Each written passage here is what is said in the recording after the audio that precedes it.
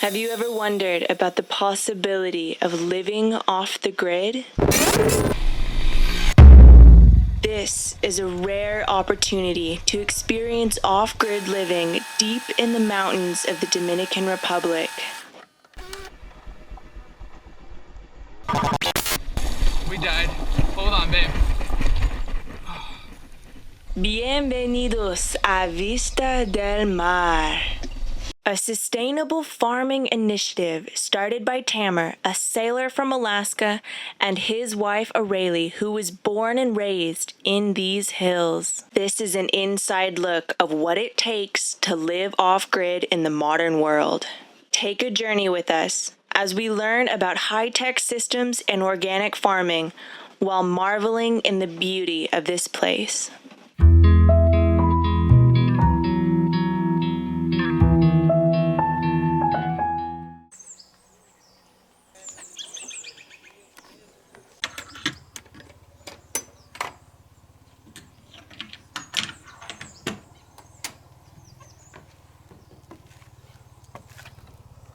Michael and I are checking in to Wayne's cabin. Look at this beauty. Luckily, we're used to climbing up a ladder.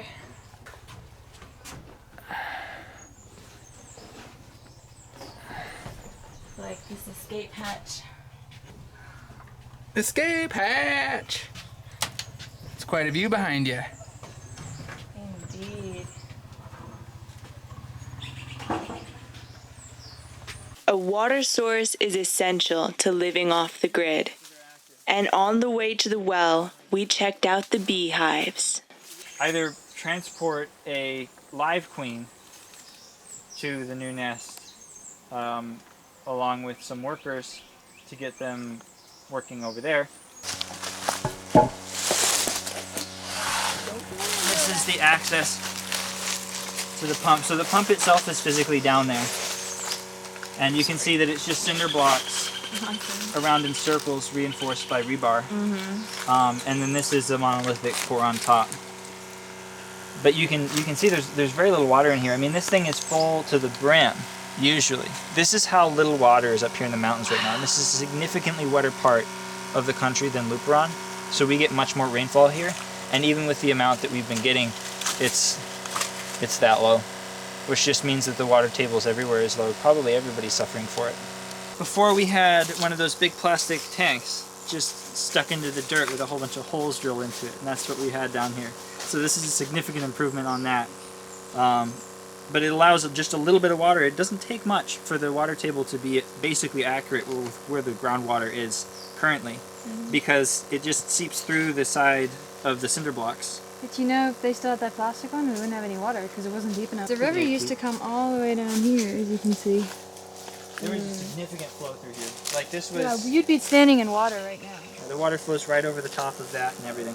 So this is running from the 110 down at up at the house, and we probably have a DC regulator that hooks into the microcontroller to run it, and it takes care of all the logic. So it knows when there's only a little bit of water in that tank. It knows when there's no water in the tank up there. It knows when there's no tank in the water, or water in the tank up at the top.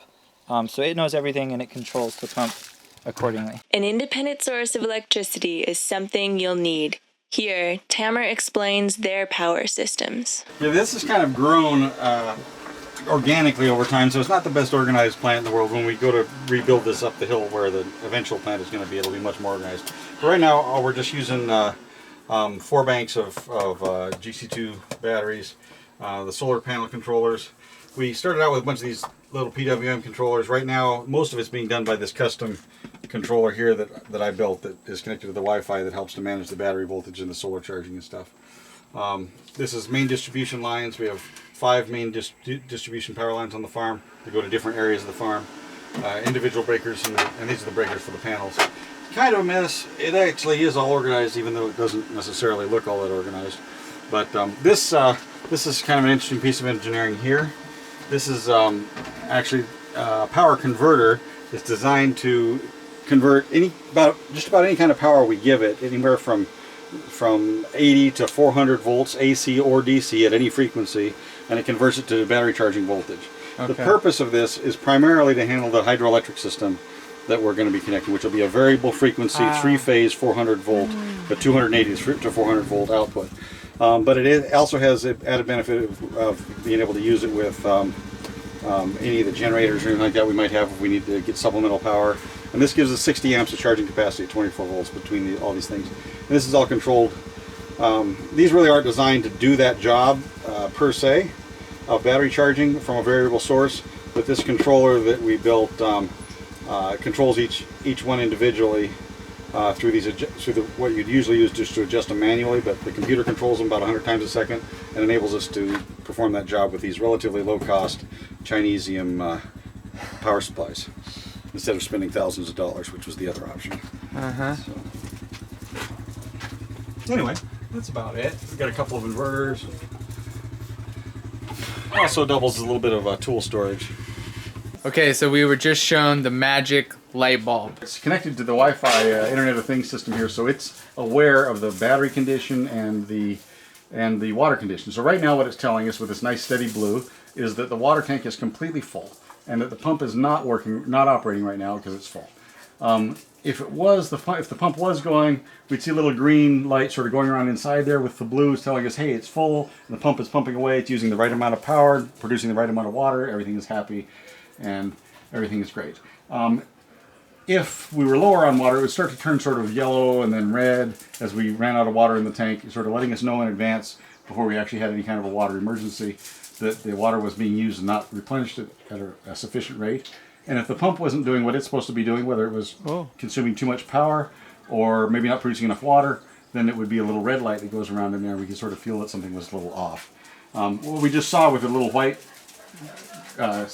quick spin was that it just got a new data from the system and now it's displaying that data, which is the same as the old data. How often does it update? About every 45 seconds. It goes through and queries the sensors to see how things are going. It'll also tell us, it'll also look a little different if the batteries are low or high. And it's part of sort of my ambient feedback initiative, what I've got here. Because my goal is to make it so that the farm should sort of should be able to feel what's going on with the farm. You shouldn't have to like look at a control panel. You should just kind of give you the feel, oh, maybe we're a little short on water, maybe we're short on power, or we got lots of power and water today, it's a good day for laundry. We've got a sort of our own little hardware store stocked here, so whatever we need, most of the time we don't have to leave to go get it. We are now entering the laboratory. This is where most of the code is written. Here's some of the indicators that we have for, like the power system here is telling us about the water condition and basically the same stuff the light bulb looks at, but in a more technical format. Okay. We can see exactly what's going on. We do a lot of 3D printing here. A lot of the stuff, a lot of the plastic things you see around here have been fabricated in-house. And we use these two 3D printers to do most of our plastic fabrication. Just a little Cartesian robot, and it just draws plastic one layer at a time. And let's see, the kind of things you can make are pretty varied. Here's some experimental stuff I've been making. This is a gasket. This is made out of rubber material. Wow. So that's 3D printed gasket for the hydroelectric system. This is just something I was messing with. I've yet to make the actual straps for it or figure out how to make it. But this is just a flip-flop. But we use it more for things that are a little bit more practical, like a lot of hangers. Anything you need plastic bits for, actually. But anyway, that's an example of something else we can make with different types of plastic. I'll show you some. So interesting. Yeah, you can see how it's all built up in layers. It lays down flat like this on the bed, and it's just like drawn one layer at a time, and the thing goes up and up and up. This is a print that failed partway through, so you can see that how the internal structure is made hollow to conserve plastic and still be very strong. Okay. And this enclosure is made with the printer, and then the little DIN clamp, which fits a standard DIN rail, is made on the printer and holds the electronics and slides into the box. This is a hydroelectric plant that we're getting ready to put in. Unfortunately, I started building this right at the beginning of the drought, so haven't had much water to do hydro with. You can see that using a collection of 3D printed pieces. These are all 3D printed brackets and pieces here, off the shelf stuff and recycled containers and things like that. We've got this 3-phase generator here. I've used some water bottle parts to make an air jacket for it so it cools more efficiently and looks all 1950s retro, which is extra cool. Turbine in there. Okay.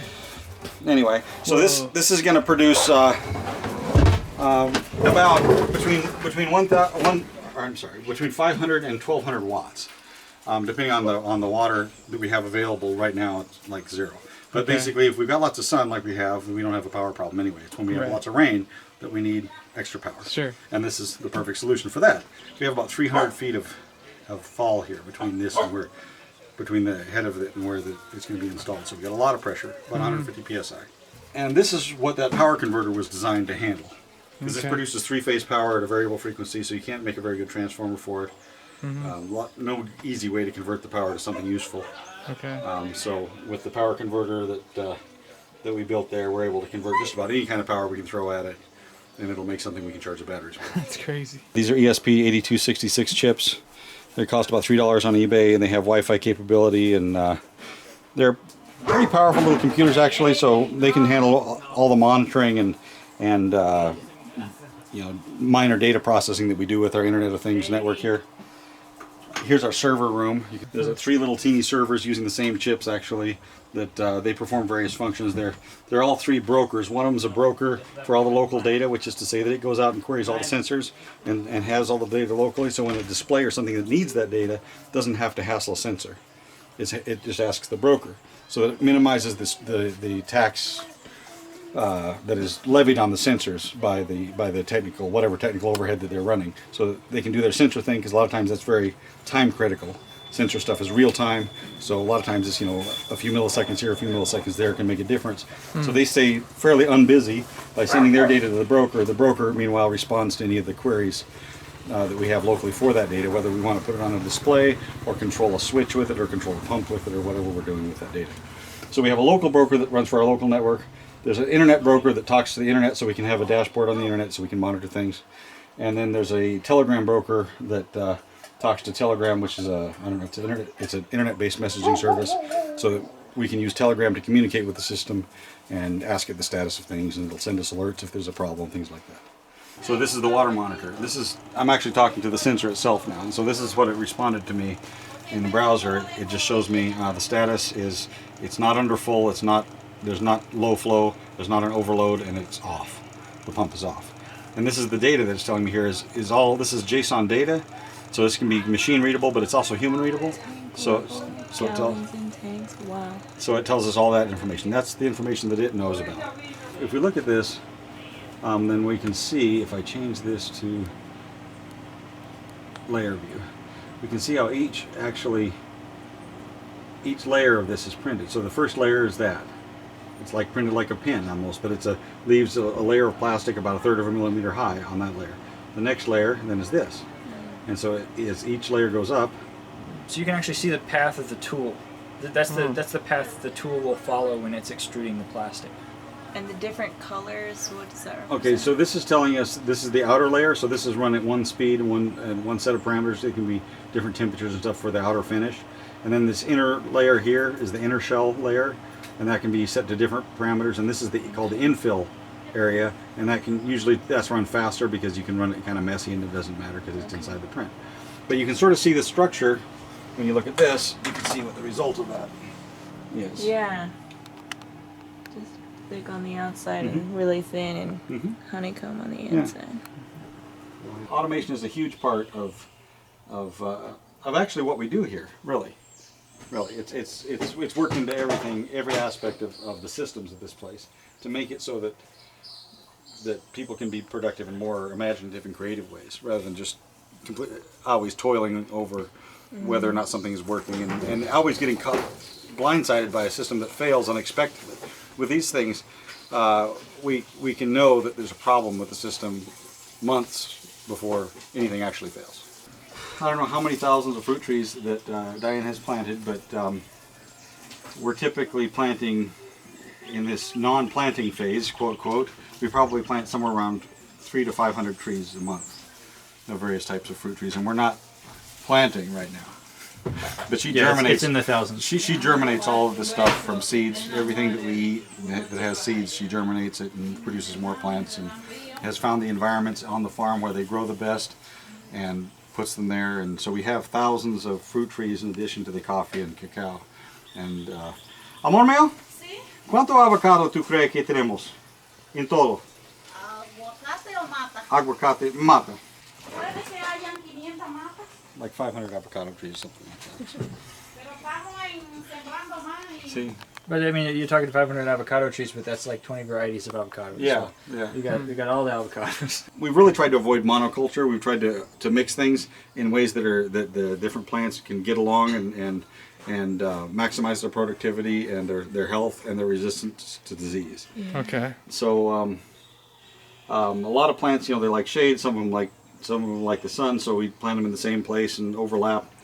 Because of the steepness of the terrain, which is a problem for getting around, it gives you a whole lot more exposure. So we can plant an enormous amount of trees on this because of the steepness, because everything doesn't shade everything else. It's exposed. One year I went away to go to work for a while, and I came back and, well, we built a little quarters underneath it so that Raul had his own space.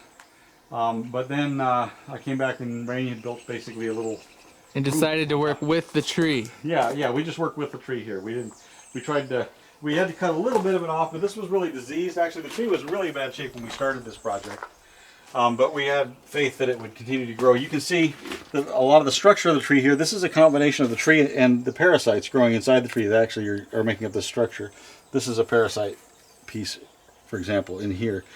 What we did is we took about 1,000 pounds of parasite out of this tree and brought it back to health, and just sort of worked around it here because I liked it because it was crooked and pretty, and I don't know, it's just a cool tree.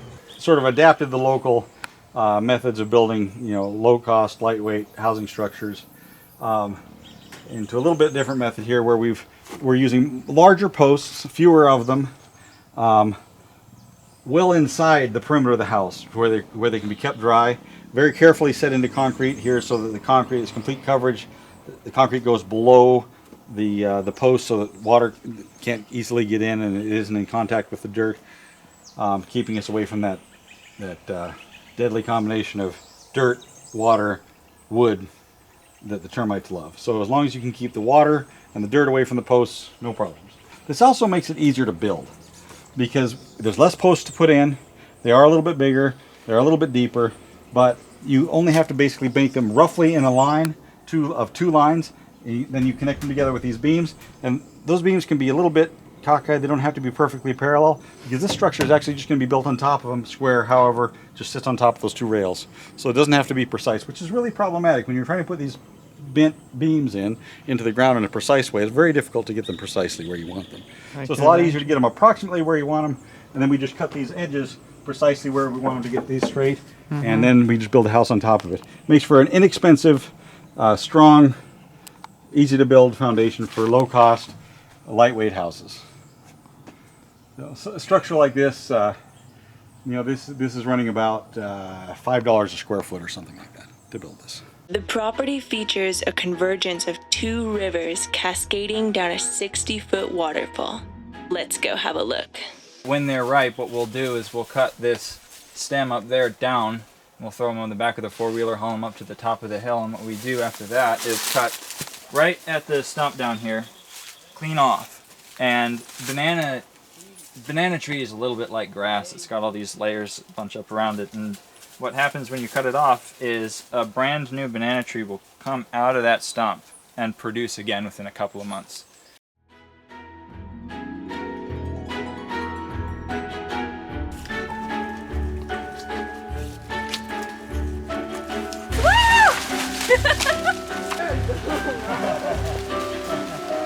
So we walk down the West River, and the bed up there is of course dry. We have a little bit of groundwater coming through, but this is a big convergence where the two rivers come together and come down this face, and it's just rushing down here usually. And it doesn't take a whole lot of rain for that to happen. A couple of weeks of rain, and we've got a little Riosito going on here.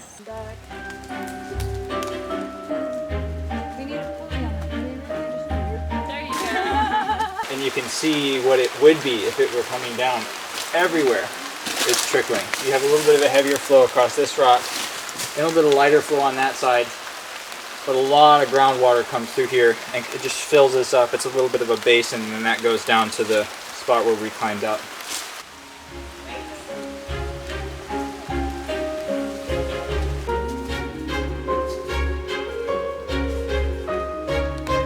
Se llama pingamosa esa mata. Y si te topa en la piel, tienes un buen día arrancándote. Y también da como un tipo de corriente. ¿Cómo se dice corriente? Electricidad. Como si fuera electricidad. Si le topas.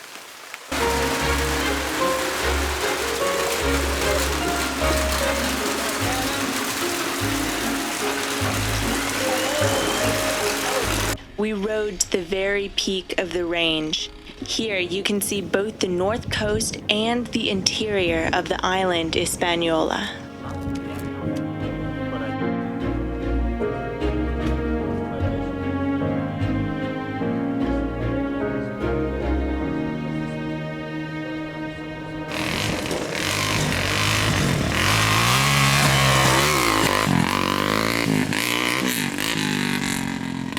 We just drove along this ridge line. I'm looking left, right, down on either side, thousands of feet. It's absolutely beautiful. See that road way over there that we just came bombing down.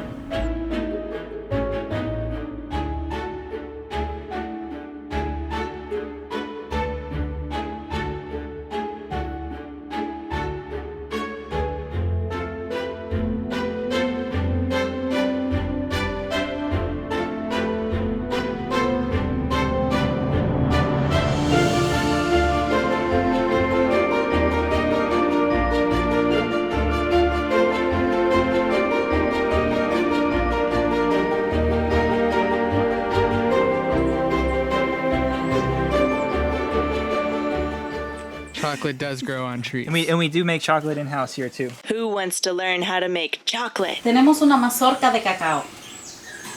Normalmente el cacao se cultiva todo el año.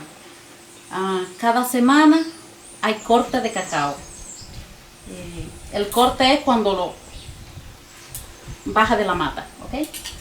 Y para abrir la mazorca se dice picar el cacao. Está aquí. Tiene que hacerlo un poco fuerte de ambos lados. Así. Aquí. Tiene que tener cuidado.